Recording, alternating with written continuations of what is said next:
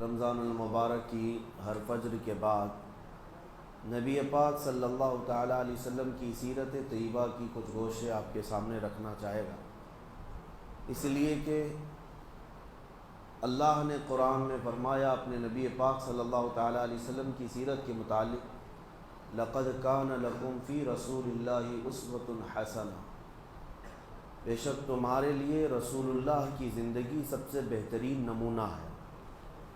کسی اور کی زندگی کے متعلق تو ہمیں نہیں معلوم، لیکن رسول اللہ کی زندگی پوری کائنات کے لیے آئیڈیل ہے، اور اگر ان کا ہی امتی، ان کا ہی کلمہ پڑھنے والا اگر ان کی سیرت سے واقف نہیں ہوا تو ظاہر سی بات ہے وہ قدم قدم پر ٹھوکریں ضرور کھائے گا، ہر جگہ اسے اپنی زندگی گزارنے کے طور طریقے ڈھونڈنے پڑیں گے۔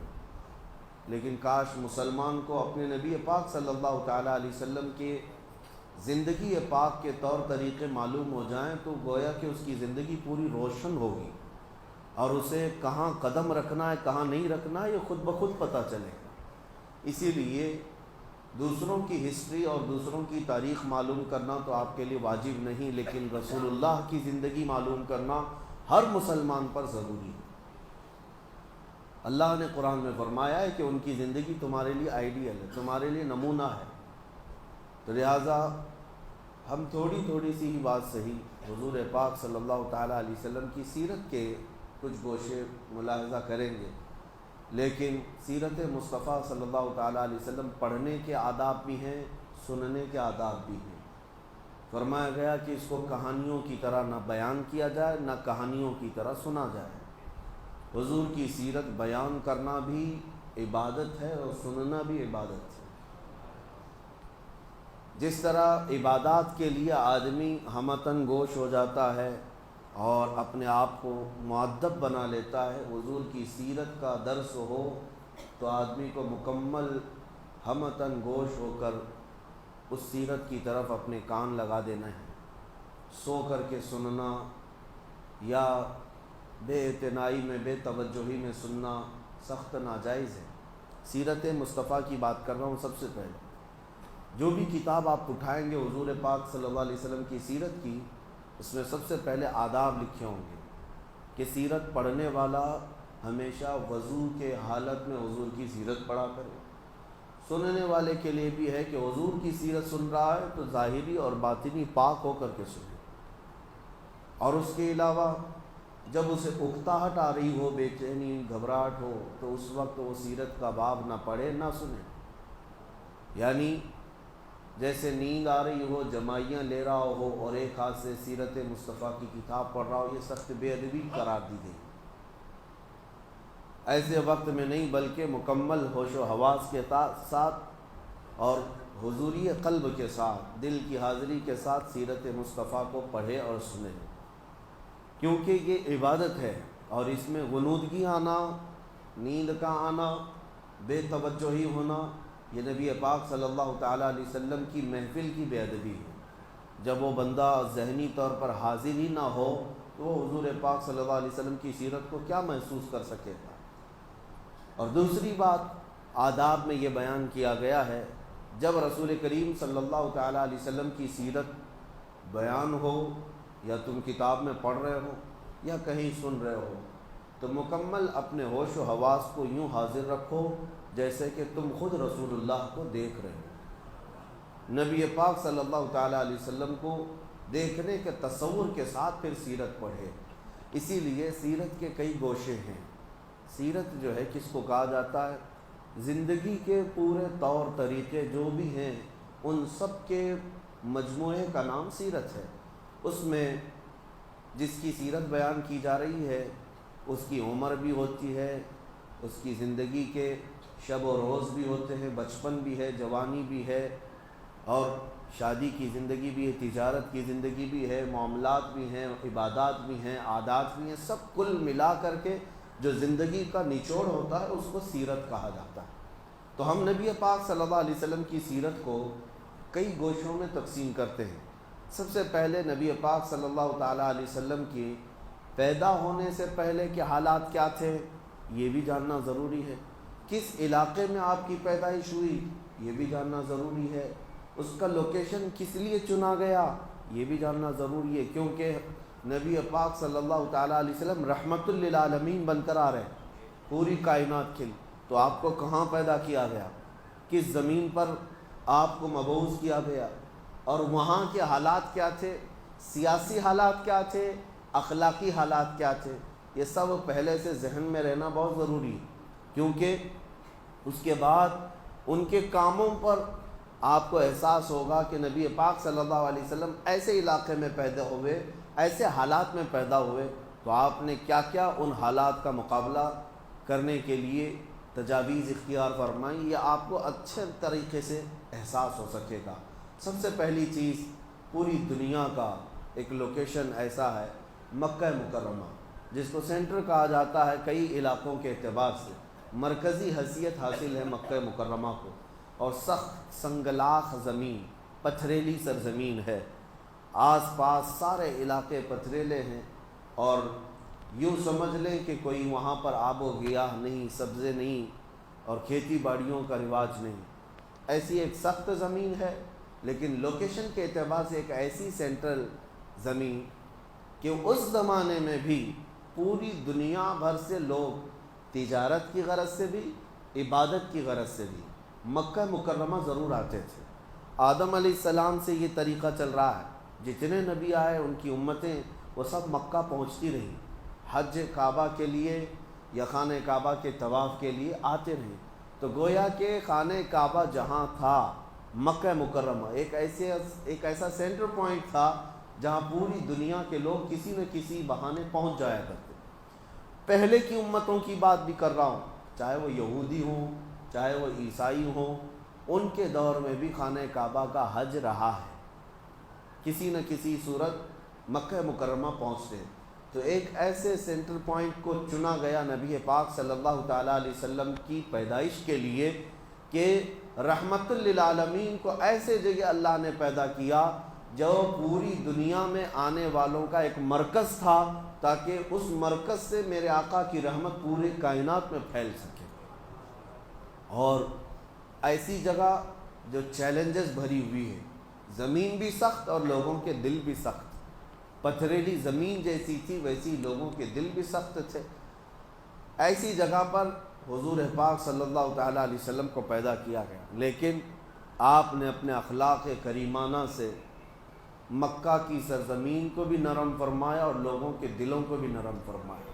40 سالہ میرے آقا کی زندگی شاہد ہے کہ مکہ والوں کے دل جیت لیے۔ ایک بھی مکہ میں ایسا شخص نہیں تھا جو رسول کریم صلی اللہ علیہ وسلم کی طرف انگلی اٹھا کر کہتا کہ ان کے اخلاق میں یہ کمی ہے، ایک بھی شخص نہیں تھا۔ زمانے جاہلیت میں بھی میرے آقا کو امین اور صادق کے نام سے پکارا جاتا ہے، لوگ اپنی امانتیں لا کر رکھتے۔ حضور پاک صلی اللہ علیہ وسلم پر سب کا اتفاق تھا کہ انہوں نے مذاق میں بھی زندگی میں کبھی آج تک جھوٹ نہیں کہا۔ تو اپنے اخلاق کریمانہ سے ان پتھر دلوں کو نبی پاک صلی اللہ علیہ وسلم نے نرم فرمایا۔ سیاسی حالات کیسے تھے اس زمانے میں؟ عربوں کے درمیان کوئی حکمرانی نہیں تھی، چھوٹے چھوٹے علاقے جہاں جہاں جس کی سرداری تھی وہ علاقے کو قبضہ کر کے حکومت کرتا، اور ایک طرف پرشین ایمپائر جس کو فارس کہا جاتا تھا اس وقت، آج کا وہ ایران ہے، وہاں ایک حکومت جاری تھی کسرا کی، اور ایک طرف رومن ایمپائر جس کو آج روم کہیں، یونان کہیں، اور اس زمانے میں وہاں کا جو بادشاہ ہوتا اس کو قیصر کہا جاتا۔ یہ دو سپر پاور طاقتیں تھیں جو پوری دنیا قبضہ کرنے کے لیے آپس میں لڑتی بھی رہتی تھی۔ اور عرب لوگ کس کے حمایتی تھے؟ آدھے رومن ایمپائر کے اور آدھے پرشین ایمپائر کے، یعنی کچھ کسرا کی حکومت کو مانتے اور کچھ قیصر کی حکومت کو مانتے۔ دونوں میں فرق یہ تھا، قیصر جو ہے وہ رومن ایمپائر جس کو میں کہہ رہا ہوں، یہ عیسائی تھے، ان کے ہاں غلبہ عیسائیوں کا تھا، اور جو پرشین ایمپائر تھے یہ آگ کے پجاری تھے، نہ یہ عیسائی تھے نہ یہودی تھے، یہ اہل کتاب میں سے نہیں تھے، یہ آگ کے پجاری تھے، مشرکین کی جماعت تھی۔ تو ایک کھڑے مشرک اور ایک جو ہے اہل کتاب عیسائیوں کی، دو بڑی طاقتیں دنیا میں اس وقت حکومت کر رہی تھیں۔ تو عرب کے جو اکثر لوگ تھے وہ کسریٰ کی طرف جھکے ہوئے تھے، کیونکہ ان کے بھی یہاں بتوں کا رواج زیادہ تھا، یہ بھی اہل کتاب میں سے نہیں تھے، اور یہ کسریٰ کی طرف زیادہ جھکے ہوئے تھے۔ اب نبی پاک صلی اللہ تعالیٰ علیہ وسلم کی ولادت کے بعد یہ سیاسی حالات میں بتا رہا ہوں، اور بھی کئی حالات تجارت کے کیسے تھے۔ مکہ ایک سینٹر پوائنٹ تھا لوگوں کی تجارت کا بھی، اور لوگ ہر سال حج کے موسم میں ہر جگہ سے وہاں پر جمع بھی ہوتے تھے، اپنے اپنے لوگ وہاں پر پریزنٹیشن رکھا کرتے تھے، اپنی بنائی ہوئی چیزوں کو لا کر کے ایام حج میں، موسم حج میں لوگ اپنے اپنے مال بھی بیچ لیتے تھے، ایک دوسرے کا تعارف بھی ہوتا تھا۔ اس زمانے میں نبی پاک صلی اللہ تعالیٰ علیہ وسلم کو ہر جگہ سے لوگ آ کر کے دیکھتے اور متاثر ہوئے بغیر کوئی نہیں جاتا تھا۔ یہ اس زمانے کے حالات میں نے آپ کو بتائے۔ اور پھر نشانیاں یہ بھی جاننا ضروری ہے سیرت سے پہلے کہ اچانک حضور صلی اللہ تعالیٰ علیہ وسلم مکہ میں ظاہر نہیں ہو گئے، بلکہ حضور کے ظاہر ہونے سے پہلے پوری کائنات میں عجیب و غریب نشانیاں بھی پیدا کی گئی۔ اہل عرب بھی جانتے ہیں، اور یہ تاریخ کا حصہ ہے اور یہ سیرت کا حصہ ہے کہ جس سال نبی پاک صلی اللہ علیہ وسلم کی پیدائش ہوئی، اب میں خصوصیات گنا رہا ہوں، آج پہلا دن ہے سیرت کا، اس کے بعد انشاءاللہ باضابطہ ہم سیرت کا درس کریں گے۔ آج صرف میں روشنی ڈال رہا ہوں سیرت ہے کیا۔ حضور کی پیدائش کے سال پورے مکہ میں جتنے بھی عورتوں کے بچے ہوئے سب لڑکے پیدا ہوئے، ایک بھی لڑکی نہیں پیدا ہوئی مکہ مکرمہ۔ اس سال کی خصوصیت تھی عرب کی سرزمین، جیسے کہ میں نے کہا مکہ سنگلاخ زمین ہے، پتھریلی سرزمین ہے۔ پہلی مرتبہ ایسا ہوا جس سال میرے آقا کی ولادت ہوئی، کثرت سے بارش ہوئی اور پتھریلی زمین میں گھاس اور سبزے بھی اگے۔ اس سرزمین پر سبزوں کا اگ جانا یہ معمولی بات نہیں، وہ ایسی ہے جیسے کسی کی ہتھیلی میں کوئی پودا نکل آنا۔ ہتھیلی میں پودا نکلنے کے برابر عربوں کے لیے بہت ہی حیرت کی بات تھی کہ عرب کی سرزمین پر سبزے اگ گئے۔ مکہ مکرمہ میں بارش بھی ہوئی، سبزہ بھی اگا۔ یہ حضور پاک صلی اللہ علیہ وسلم کی ولادت کا سال، یہی وہ سال ہے جب ابرہہ بادشاہ ہاتھیوں کی فوج لے کر کے خانہ کعبہ ڈھانے آیا تھا، ختم کرنے آیا تھا۔ اللہ رب العزت نے ابابیل چڑیوں کی فوج کو بھیجا اور پوری فوج کو ہلاک کر دیا۔ وہ چھوٹی چھوٹی سی چڑیاں آئیں اور اپنی چونچ میں، اپنے پیروں میں ایک ایک کنکریاں لے کر آئیں، اوپر سے گرا دیتی تھی اور ہاتھیوں کے پیٹ پھٹ کر کے آگ لگ جاتی تھی، اور پوری فوج کو کیسے کیا، کعصف مأکول، اللہ فرماتا ہے ایسے کر دیا گیا جیسے چھلی ہوئی مرغی ہوتی ہے۔ پوری فوج جو ہلاک ہوئی، عام الفیل اس کو کہا گیا، یہ حضور پاک کی ولادت کا ہی سال تھا۔ نبی پاک صلی اللہ تعالیٰ علیہ وسلم کی پیدائش کے وقت جو خصوصیات ہوئیں۔ پھر ایک عجیب و غریب چیز عربوں نے دیکھا کہ ایک جنگل سے بھیڑیے کو، ایک جانور کو باہر شہر کی طرف آتے ہوئے لوگوں نے دیکھا۔ چونکہ یہ درندے جانور عام طور پر شہروں میں نہیں آتے، جنگل کے درندے جنگل میں رہتے ہیں۔ شہر کی طرف آیا اور جب لوگ اس کی طرف متوجہ ہوئے تو فصیح عربی زبان میں بات کرنے لگا اور لوگوں سے کہنے لگا کہ اے لوگوں، کیا تمہیں خبر ہے کہ اس سرزمین پر اللہ کا ایک آخری رسول آنے والا ہے؟ یہ بشارت بھی ہوئی۔ اس کے علاوہ ان کو ارحاسات کہتے ہیں، یعنی حضور کی پیدائش سے پہلے جو عجیب و غریب معاملات ہوئے ان کو کیا کہتے ہیں؟ ارحاسات۔ حضور کی زندگی میں جو چیزیں ہوئی ہیں وہ معجزات ہیں۔ حضور نے اپنی انگلی سے چاند کے ٹکڑے کی، یہ کیا ہے؟ معجزہ ہے۔ اور حضور کی پیدائش سے پہلے جو عجیب و غریب حالات پیش آ رہے تھے ان کو ارحاس کہتے ہیں، ارحاس۔ تو اور اس کے علاوہ ایران میں، ملک فارس میں 2 ندیاں ہیں، بحیرہ ساوا اور ایک سماوا۔ بحیرہ ساوا، بحیرہ چھوٹی ندی کو کہتے ہیں، یہ پوری سوکھ گئی تھی، سوکھی ہوئی ندی تھی، کئی سالوں سے اس میں کوئی پانی نہیں تھا۔ لیکن جس سال نبی پاک صلی اللہ تعالیٰ علیہ وسلم کی ولادت ہوئی، اچانک وہ ندی پورا پانی سے بھر گئی تھی۔ کہاں سے پانی آیا، کیسے بھری، کسی کو نہیں معلوم، لیکن وہ بھی ایک بہت عجیب بات تھی پوری دنیا کی۔ اور بحیرہ سماوا، ایک اور ندی جو لبالب بھری ہوتی، یہ حضور پاک صلی اللہ علیہ وسلم کی ولادت کا دن تھا، 12 ربیع الاول شریف وہ بحیرہ سماوا اچانک ایسی سوکھ گئی کہ زمین کے بھی حصے نظر آنے لگ گئے، ایک بھی پانی کا بوند نہیں تھا، جو لبالب بھری ہوئی ندی تھی، ایک سوکھی ہے اور ایک جاری ہے۔ 1000 سال سے وہاں آگ کی پوجا کرنے والے ایرانی جو آتش پرست تھے، آگ کو کبھی بجھنے نہیں دیتے تھے، دن رات 24 گھنٹے ڈیوٹی لگی رہتی پجاریوں کی آگ کو روشن رکھنے کی۔ 1000 سال سے اس آگ کو جلائے رکھا تھا، بجھنے نہیں دیا تھا۔ یہ حضور پاک صلی اللہ علیہ وسلم کی ولادت کا دن تھا کہ اچانک آگ بجھ گئی، کسی کے کنٹرول میں نہیں تھی، اچانک آگ بجھ گئی۔ یہ بھی تاریخ کا ایک بہت عجیب و غریب واقعہ تھا۔ 1000 سال جس کی تاریخ ہے بجھنے نہیں دیا گیا، وہ اچانک کیسے بجھ گئی؟ اور اس کے علاوہ کسریٰ بادشاہ کے محل میں اچانک دراڑ پیدا ہو گئی، جو محل کبھی ہلانے سے ہل نہیں سکتا تھا، ان کا چیلنج تھا، وہ حضور کی ولادت کے دن دیوار شک ہو گئی، زلزلہ آیا۔ یہ پوری کائنات میں جو عجیب و غریب حالات پیش آئے، لوگ حیرت میں تھے کہ کچھ تو ہو رہا ہے۔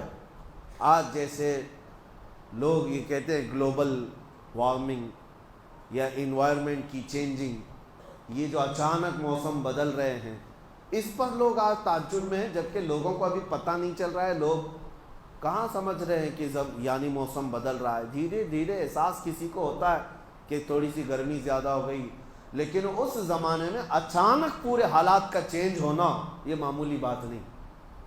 کئی ایسی چیزیں جو اچانک بدلی، تو ان حالات کو دیکھ کر کے جوتیشوں سے، نجومیوں سے بادشاہوں نے بلا کر کے پوچھا کہ یہ ہو کیا رہا ہے، یہ سب حالات کیا ہیں؟ تب سارے نجومیوں نے بالاتفاق یہ کہا تھا، جس کو امام زمن رحمۃ اللہ علیہ نے اپنے اشعار میں بیان کیا ہے، آئی نئی حکومت سکہ نیا چلے گا، آئی نئی حکومت سکہ نیا چلے گا، عالم میں رنگ بدلا صبح شب ولادت۔ حضور پاک صلی اللہ تعالیٰ علیہ وسلم کی ولادت کی خبر اس وقت کے نجومیوں نے اپنے حساب سے دے دیا تھا، جو ستارہ دیکھ کر کے خبریں دیتے تھے، انہوں نے پہچان لیا کہ یہ جو انقلاب آ رہا ہے یہ معمولی چیز نہیں ہے، ایک ایسا بچہ پیدا ہو رہا ہے جو تمہاری سلطنتوں کے زوال کا سبب ہوگا، اور اس کا پیغام پوری دنیا میں پہنچے گا اور پھیلے گا۔ حضور نے ابھی اپنی نبوت کا اعلان نہیں کیا، اس سے پہلے ہی نجومیوں نے یہ خبر عام کر دی تھی۔ تو یہ حضور کی ولادت سے پہلے کے حالات ہیں۔ پھر میرے آقا صلی اللہ علیہ وسلم پیدا ہوئے مکہ مکرمہ میں، آپ کا بچپن، آپ کی جوانی پاک، آپ کی تجارت، آپ کی عبادت، آپ کے عادات، آپ کے معاملات، اور اخیر زندگی پاک میں آپ کے غزوات، یہاں تک ہم تھوڑا تھوڑا سا روزانہ بیان کرتے ہیں۔ جتنا بیان کیا جائے اس کو اپنے ذہن میں محفوظ رکھیں کہ میرے آقا صلی اللہ علیہ وسلم کی ولادت بھی عام بچوں کی طرح نہیں ہے، وہ کائنات میں سب سے اعلیٰ تھے، تو پیدائش بھی آپ کی سب سے اعلیٰ تھی، وہ سب سے اعلیٰ گھر میں پیدا ہوئے، سب سے اعلیٰ طریقے سے پیدا ہوئے۔ اللہ کریم میرے آقا صلی اللہ علیہ وسلم کی سیرت پڑھنے، سمجھنے اور اس پر عمل کرنے کی توفیق عطا فرمائے۔ وآخر دعوانا ان الحمد للہ رب العالمین۔ درس قرآن والے جو حضرات ہیں وہ تشریف رکھیں، باقی حضرات جا سکتے ہیں۔